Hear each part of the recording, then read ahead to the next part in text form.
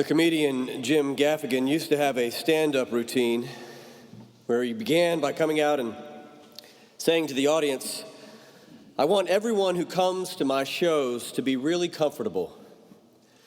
And that's why I like to talk about Jesus." And of course, the audience was erupted just like you did with the laughter. And then Gaffigan would go on to say, "It doesn't matter if you're religious or not. Nothing makes us more uncomfortable than a stranger coming up to you and saying, 'I'd like to talk to you about Jesus.'" "Yeah," we respond, "I'd really rather you not." Gaffigan joked, you could go up to the Pope and say, "I want to talk to you about Jesus," and he'd say, "Easy, freak, I keep my work at work." Why does Jesus make us so uncomfortable? Maybe it's because the Jesus that strangers often want to talk to us about is a real drag. You know how it goes. God so loved the world that he sent his only Son, who loves us with an unconditional love. But if you don't repent of your sins right now, then you're going to burn in hell for all of eternity in the blistering, unquenchable fires that exist there. Now that's uncomfortable. I don't want to think about the fires of hell as I'm going to buy a $7 cup of coffee at Starbucks. It's awkward. Many of us have spent our entire lives trying to get away from that version of Jesus and his followers. We stopped going to the revivals where evangelists would try to save the last poor soul in town who had not yet converted by using guilt and the anxiety-ridden question, "Where would you go if you died tonight on the way home?" We rejected those shallow questions, shut out the fire and brimstone preachers, walked away from exclusive churches, and left the vindictive Jesus and his judgmental followers behind us. And then we set out on another journey to find a deeper faith and a more inclusive gospel, to move beyond the Christ of faith to the Jesus of history, who called us beloved children and said the greatest of all commandments is to love God and our neighbors as ourselves. We went looking for the open-minded Jesus, who was more interested in love than the fires of hell, more concerned with compassion than eternal damnation, more focused on grace and peace than judgment and punishment. And once we found him, that's the Jesus we clung to and chose to follow. And following that Jesus is far more liberating and life-giving than the one the fire and brimstone preachers or the strangers on the street talk about. And if you're like me, you've probably thought that our entire world would be more peaceful, a more harmonious place, if more Christians actually followed the loving and grace-filled Jesus. And that may be true. But I find it interesting that we progressive folks can be rather selective about the parts of Jesus' teachings and life we focus on, just like our evangelical and fundamentalist friends. Case in point is our scripture today from the Gospel of Luke. Here we have the Jesus of peace, love, and understanding saying quite explicitly, "I came to bring fire to the earth, and how I wish it were already kindled. Do you think I have come to bring peace to the earth? No, I tell you, but rather division that goes all the way down from top to bottom to the household relationships between members of the same family."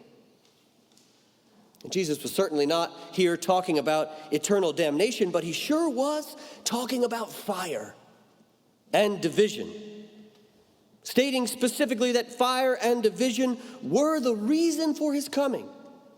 I know it's not Christmas yet, but the reason for the season, the purpose of his existence, why he was born, the mission of his ministry. I came to bring fire. It's uncomfortable. It's a shocking claim. Can you imagine a politician running on a platform of fire and division? I know there's been the consequence of some recent political figures, but that's not what they ran on. You can't get elected with a platform of fire and division. Can you imagine a pastor interviewing for a church and telling the search committee, "As a follower of Jesus, my theology of leadership is to bring fire and division based on Luke 12. No, they would never get called. That's because we place an extremely high priority on peace and unity in our society today, which makes Jesus' teaching in Luke 12 even more astonishing and challenging to us. It's not only a stark contradiction of conservative Christianity's focus on the family and the preservation of traditional American ideals, it is also a massive challenge to liberal Christianity's incessant desire for peace and unity above all else. In fact, the one thing liberal and conservative Christians in America can all agree on today is that they do not like the Jesus that we find in Luke 12. We find his lack of family values appalling. We do not have any interest in his mission of fire and division. Listen up, Jesus, we say. Our world has enough fire and division in it already. We don't need any more from you. In their book, Inflamed, Deep Medicine and the Anatomy of Injustice, authors Rupa Mara and Raj Patel claim that our bodies and our earth right now are on fire, inflamed. They write, your body is inflamed, and your body is a part of a society that is inflamed, and as a consequence, the planet is inflamed. Global temperature records are being broken every day. Forest fires have turned from annual to perennial events. This is the epoch, they write, of endless fire. If that's true, shouldn't we be trying to put the fire out? To reduce inflammation? Why would Jesus simply add more fuel to the fires already raging inside us and in our world? Now, one way to respond to this passage might be to throw our hands up and say, we will never understand Jesus. He's ineffable, bewildering, confounding. No wonder the disciples were confused all the time. Jesus is a mystery, an enigma. We could follow him all of our lives and never fully comprehend what he was saying or doing. And here we would be in good company with one of the greatest scholars in history, Albert Schweitzer, who came to this answer at the end of his 418-page magisterial work, The Quest for the Historical Jesus, where he wrote, many of you know these words, he came to us as one unknown, without a name as of old by the lakeside. He came to those who knew him not and speaks to us the same words, follow me, and sets us to the tasks which we must fulfill for our time. He commands, and to those who obey, he will reveal himself in the toils and the conflicts, the sufferings which they shall pass through in his fellowship. And as an ineffable mystery, they shall learn in their own experience who he is. Maybe fire and division are a part of that ineffable mystery, the ineffable mystery of Jesus, and maybe we can only truly understand what they mean in the experience of trying to follow him. However, there's another option. Beyond mystery, there's another option, and that is that our antipathy to fire and division is what makes it difficult for us to receive what Jesus is teaching. We see fire and division as wholly negative and destructive. But Jesus seems to believe they have positive attributes and possibilities. Maybe that's because, biblically speaking, fire is not always destructive. In Exodus, the fire of the burning bush Moses saw in the wilderness was a symbol of God's presence, God's holiness, and a kind of fire we see there that burned but did not destroy. Then God sent a pillar of fire to lead the people of Israel out of Egypt through the Red Sea. And Luke told us at the beginning of his gospel, through John the Baptist, that Jesus was coming to bring a fire of purification and justice. So fire is not just a tool of destruction, but liberation, transformation. Fire is the power of God to enter the world and create a new reality in the face of formidable resistance. As memorably sung in Handel's Messiah, the prophet Malachi refers to God as a refining fire. We don't have a whole lot of professional refiners these days in our society, but in ancient times, a refiner was known as a silversmith, and the process of refining was used to remove all the impurities and to free the metal being worked with from things that would mar and deform and lessen its value, thereby enabling it to be molded and shaped into something new. It was a fine art which required careful attention.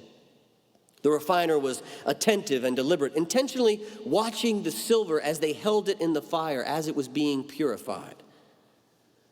There's an old story of a woman who visited a silversmith and asked him, "How do you know when the silver is refined?" And the silversmith responded, "When I can see my face in the silver." God is like that refiner, carefully holding her gaze on each of us as she is working to refine us like precious metal until we reflect God's own image right back to her. It's like the Prayers of Steel by Carl Sagan. "Lay me on an anvil, O God," he wrote. "Beat me and hammer me into a crowbar, so that I may pry loose old walls. Let me lift and loosen old foundations." There is a fire that burns but does not destroy, that liberates and transforms. It's the fire we also see in the book of Acts, where God's Spirit literally comes into the world as tongues of fire that burn with passion and purpose. The fire liberates and transforms the disciples into bold witnesses and gives birth to the church. Despite all our fears and negative feelings about fire, fire is not always negative in the Bible. God identifies with fire, and the church was born from the fire. Without the liberating and transforming fire of God's presence, there would be no community of faith. The fire of God's presence is working to eviscerate everything that stands in the way of the new world that is coming. Everything that stands in the way of transformation and liberation, every form of injustice and oppression, every sin in the world and our lives, systemic and individual. And it burns until what is precious and beautiful can be revealed. The fire God wants to kindle is the fire of change and transformation and liberation. The fire of God's active presence in our lives and the world. It's no wonder Jesus was eager to strike a match for that. Maybe we should all be a little bit more excited about a fire that burns but does not destroy. Could this fire be the very tool that God has given us to change the world? Okay, I know what you're thinking. Ben, you're a pyromaniac. And I'll grant you, Ben, that in the Bible, fire may be a positive sign of God's liberating and transforming work, but what about division? You can't possibly stand up there in a pulpit and defend division. It's always negative and destructive. Just look at our country today. We are more divided than ever. It's destructive. Aren't peace and unity and reconciliation the highest of all the virtues? If our goal is to build a perfect world and a static utopia where nothing ever changes, then yes. But change is a necessary part of the logic of the universe that is always growing and ever unfolding. And as Octavia Butler said, God is change. Our universe is changing. Our world is changing. We are all changing. And in this universe of change, division, it turns out, is a natural part of existence, written into the very fabric of creation itself. Division is a crucial part of the biology of all the creatures that live on this earth, including human beings. If it wasn't for division, all of us would die. Our bodies are made up of over 37 trillion cells, and nearly 2 trillion of them divide every day so we can survive. Cells divide and multiply to replace dead and damaged cells so that we can grow and stay healthy. We only live and grow because our cells are dividing and producing more cells. So division is one of the most natural, necessary, and healthy activities going on in all of creation. This doesn't mean that unlimited division is good for all bodies. When a cell cannot stop dividing and multiplying, it often leads to the horrific disease that we know of as cancer. Too much of anything is unhealthy. The division going on in our bodies must be regulated for us to survive, but division itself remains a positive thing for us, a life-giving thing for us, a healthy process for the human body and all cellular life on this planet. If there was no division, there would be no healing, no change, no growth, no transformation. Life itself would cease to exist. I wonder if Paul knew this biological fact when he described the church as a body with many parts. And I wonder what this might mean for the body politic we call America. Just like fire, Jesus believed division is a necessary and healthy elemental process that leads to transformation and liberation. We tend to look at all the division in our society as a bad and negative thing, but perhaps there's something hopeful in it that we're not willing to see. What if division is the evidence that our individual and collective body is healing, growing, changing, that a new world is being born? There's a real temptation for us to strive for false unity in the face of the division in our society today. And while desire for unity is good, we must recognize that not all unity is good, and unity in and of itself is not the highest good we ought to strive for. Parents and politicians that are banning books and curriculum in schools today say they don't want anything being taught to children that might be divisive. I don't see that as a positive unity. Our country was divided from the very beginning by slavery, capitalism, civil war, segregation, and other forms of oppression. We're not going to heal a history of division by refusing to talk about it or telling our children that talking about the history of division is divisive. That's strange. If Jesus heard that, he'd say, I did not come to bring peace, but division. Martin Luther King Jr. would say, true peace is not the absence of tension, but the presence of justice. And James Baldwin would say, we can disagree and still love one another unless your disagreement is rooted in my oppression and denial of my humanity or right to exist. When injustice and oppression are taking place, division becomes not only a necessity but a virtue. And calls for simple or false unity simply reinforce and uphold the violence. And that leaves us with two questions. One, if Jesus was not concerned about fire and division, then why are we so worried about it? And second, if peace, unity, and reconciliation aren't the highest of the virtues, then what is? Well, Jesus offered us an answer to this in this text. Did you see it? The highest of all virtues, he said, is the ability to interpret the present, to understand the moment we are in, to answer the question, what time is it? He accused the crowds of being hypocrites who were better at predicting the weather than knowing what time it was in history. Bob Dylan famously echoed this in his song Subterranean Homesick Blues, where he sang, you don't need to be a weatherman to know which way the wind blows. Throughout history, some have called the practice of interpreting the times, reading the signs of the age, or discerning the spirits, or simply discernment. For most of my life growing up, I thought this big word, discernment, was just a churchy word for making good decisions. However, Henry Nouwen shook me when he wrote, discernment is not the same as decision-making, but the practice of distinguishing between what is true and what is false.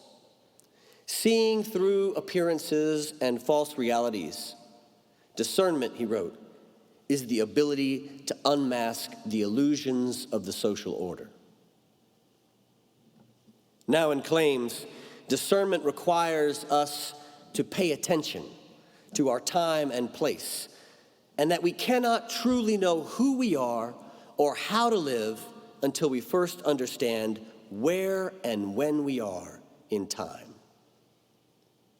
He illustrates this by looking at Thomas Merton's autobiography, The Seven-Story Mountain, which begins with these words, on the last day of January 1915, under the sign of the water-bearer, in the year of the Great War, and down in the shadow of some French mountains on the border of Spain, I came into the world.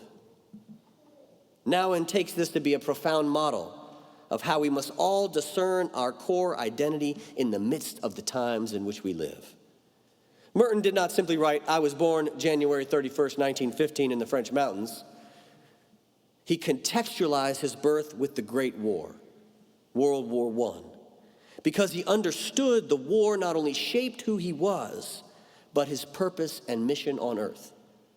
As many of you know, Merton later became one of the wisest spiritual figures of the 20th century and also one of the most powerful anti-war activists as well. He taught us that we must not only discover, as Buechner said, where our deep gladness and the world's deep hunger meet, but where we are and when we are in time, and what gifts we have been given by God that can be of use at this particular moment in history. A few years ago, a colleague who was pastoring a large and prominent congregation let me in on a new practice that she had created for herself. She told me that every morning she would wake up and intentionally make herself say out loud, "Donald Trump is the President of the United States." At first I found this horrifying and wondered, why would she do this to herself? But after some reflection, I realized there was a deep wisdom and responsibility in this practice. She was practicing discernment, refusing to live in despair, denial, or apathy, or pretend that reality didn't matter, or that what was happening in the world was not impacting her or her ministry or her people. Instead, she forced herself to wake up and acknowledge the reality of the world that she lived in at that very moment, every single day. She refused to forget where she was in time or when she was in history. She trained herself to take responsibility for where and when she was, and to discern what God was calling her to be at that specific moment. The fire and division Jesus brings to our world might feel different if we practiced more discernment. Instead of bemoaning division, what if we tried to interpret the present moment and to define our identity and our vocation in relationship to the world in which we find ourselves? If we were practicing discernment, we might be like spiritual meteorologists who constantly read the signs of the times and the way the wind is blowing and find ourselves better prepared to engage in the tasks which God has called us to fulfill in our time, as Schweitzer invited us to do. Discernment is not a once and done activity. It is a lifelong practice that we must do over and over and over again as we grow older and change, and as the world around us changes as well. There is a fire that our world needs to come and burn away all the dross of injustice and bring liberation and transformation. There's a division our world needs to come and bring healing and growth and new life. The fire and division of Jesus, that's what we need. And it's coming, Jesus says, whether we like it or not. And so what we need to do is learn how to take responsibility for the moment that we are in and figure out how to distinguish between what needs burning and what can remain, what needs dividing and what can be sustained. That is what it means to interpret the times and to practice the art of discernment. So I ask you today, what time is it? Where are you? When are you? And what are you going to do about it?